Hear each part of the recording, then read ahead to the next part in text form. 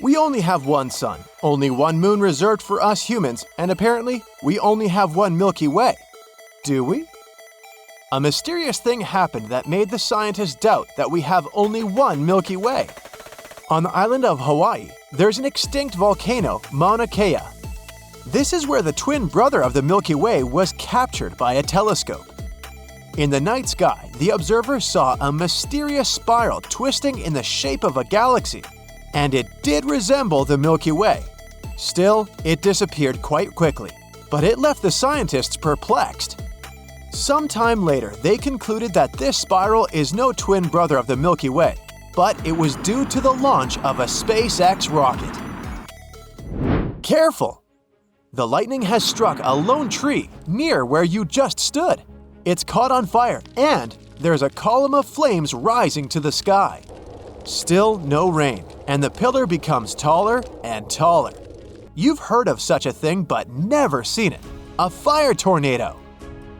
These phenomena occur when the wind is caught in a circle close to the ground because of the difference in air pressure. Such mini tornadoes are usually easy to notice. Small rubble, dust, sand, and leaves rise into the air and start flying in rapid circles. But then, if there's a source of fire nearby, the funnel can catch it and blow it stronger, like bellows. The flames go round and round, reaching even higher and eventually creating a swirling, blazing tower. Luckily, fire tornadoes are short-lived and don't normally cause much damage. Just the way tornadoes can be unordinary, the rains can be too.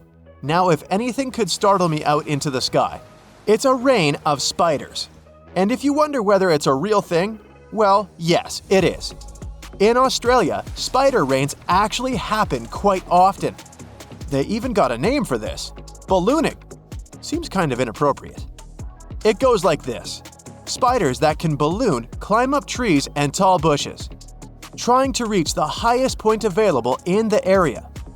When they've climbed up to the very top, they spin their web in such a way that it allows them to be carried by the wind. And there it goes, clutching the strands of the web with its tiny little feet. The brave spider lifts off into the air and flies to whatever awaits it out there. Normally, ballooning goes unnoticed by us humans because spiders don't travel in large groups. You might have quite a shocking experience when a spider suddenly lands on your face out of nowhere. But otherwise, it's a pretty rare occasion to meet more than 2 ballooners at once. Still, when the weather gets particularly bad, with lots of rain or wind, thousands or even millions of spiders might decide it's time to move somewhere friendlier and take to the sky all at once. That's when spider rains occur. Those who witnessed the most recent ones back in 2012 and 2015 says it looks like a snowfall. Spiders slowly drifting down on their web parachutes that settle on the ground and turn it white. That's it, I'm moving to Mars. I draw the line at flying spiders. Now picture this. You look out the window and see something incredible. A rainbow. But it's dark already and the moon is shining in the clear night skies. Wait. That's exactly what it is. A moonbow. Also called a lunar rainbow. This event occurs extremely rarely. It's similar to a regular rainbow in everything except that it appears on a clear, moony night after a rain shower. Thankful for such a spectacle, you go to sleep. The next morning, you look out the window again and suddenly, the sun is all but blocked. And it seems to be night again. You hear distant rustling and some kind of cawing. Puzzled, you look up and can't believe your eyes. There are thousands upon thousands of birds in the sky, so many that they block all sunlight. This is called sortsol, or black sun in Danish. Very fitting. More fitting than ballooning spiders. Normally, it only happens in Denmark, hence the name, where numerous migratory starlings take to the air at the same time to look for a place to stay for the winter. There are so many of them that they make the sky go black for a few moments. What are they doing where you are? Well, that's a good question. Money doesn't grow on trees, but it can fall from the sky. This is the kind of rain I'd like to see someday, a money shower, as opposed to spiders. One such event occurred in Germany. People just saw banknotes falling from a high-rise building. No one knows why it happened. Probably someone accidentally dropped a bag full of money out of a window. But that was around 50,000 euros. Those who were lucky to get caught in such a rain turned out to be very honest people, and they handed those banknotes, over to the police. Don't wait for the second rain of this kind to come. Go find a job. Not all the rain is as pleasant as the one pouring money on your head. A pretty unpleasant kind of rain happened back in 1876 in Olympia Springs, Kentucky. Please don't be spiders, please don't be spiders. A Mrs. Crouch said that she had been making soap outside her home when suddenly, pieces of raw meat started falling from the sky all around her. Some of those chunks were pretty massive, reaching over 3 inches in diameter. Hey, dinner! Yeah, she'd rather choose Kentucky Fried Chicken, but she involuntarily ended up with Kentucky Meat Shower. Local newspapers reported that 2 people who decided to remain unknown tasted the meat and concluded it was either mutton or venison.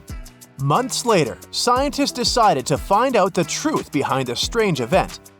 It became a matter of heated debate until one of the researchers came up with the most reasonable conclusion.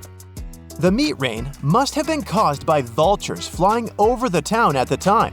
These birds sometimes regurgitate the food right in the middle of the flight as a defense mechanism or to make their bodies lighter to fly faster.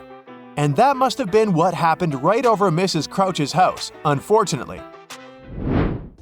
I love California. Let's teleport to LA. Can you see that? Almost right above you? There's a beautiful rainbow cascade of clouds. These are called a fire rainbow, or a circumhorizontal arc. Again, it's a rare thing, but here in Los Angeles, it's much more likely to occur than, say, in Berlin.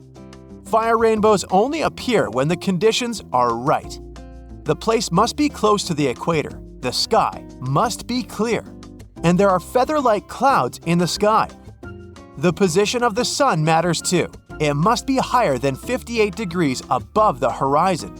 Such clouds are made of ice crystals, and when the sun's rays hit them, the particles refract the light and create a rainbow.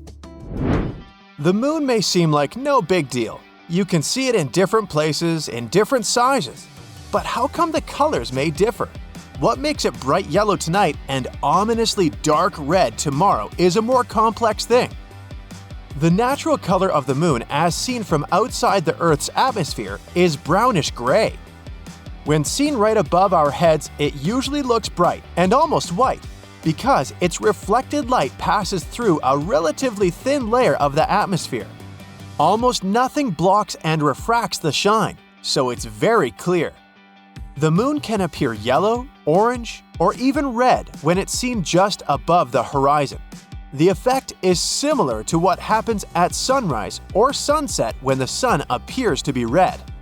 The light goes a much longer way to reach your eyes from that location, and much of the blue part of its spectrum gets lost. This turns the color of the light into a much warmer variety. It can also appear blue, and the reason for that is the presence of fine particles in the air. They refract the light anyway, so the moon is never the way it looks outside the atmosphere. But when they're larger than usual, they turn its color bluish. Finally, there's an extremely rare occasion when the moon can look purple.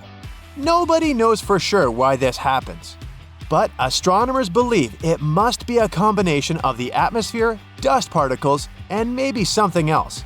There's no clear explanation.